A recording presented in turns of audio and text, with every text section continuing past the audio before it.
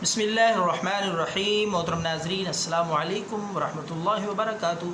पेश खिदमत है नाजरीन बेहद मुजरब, कीमती और बेज़रर सादा सा घरेलू नुस्खा कब्ज़ के लिए। कब्ज़ ऐसी तकलीफ़ मर्ज़ है जिससे और भी कई बीमारियां जन्म लेती हैं और बुनियादी तौर पे ये मैदे के ख़राब होने की वजह से लाहक होती है, और बाज़ दफ़ा तो ये इतनी बीमारी तूल पकड़ती है, साल हा साल तक बंदे को पखाना अच्छी तरह नहीं आता।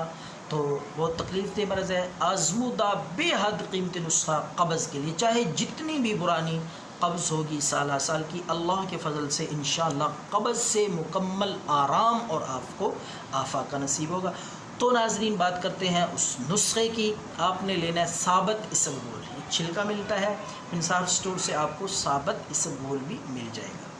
तो आपने सरसों के बीज ले लेने हैं, ये दोनों चीज़ें एक एक चम्मच। नुस्खे को अच्छी तरह तवज्जो और ध्यान से सुन लें।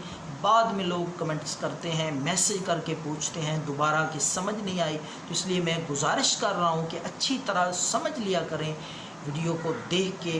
तो नाजरीन, आपने इसबगोल और साथ ही आपने सरसों के बीज, दोनों चीज़ें एक एक चम्मच, और तीसरी चीज़ आपने उसमें एक चुटकी कलवंजी, वो काला दाना कलवंजी, आपने वो भी मिला के तीनों चीज़ें मिक्स करके आपने खाने से पहले, याद रखें, खाने से 1 घंटा पहले ये आपने इस्तेमाल करनी है दुआए कब्ज़ के लिए। उसके 1 घंटा बाद आपने खाना खाना है, सुबह शाम,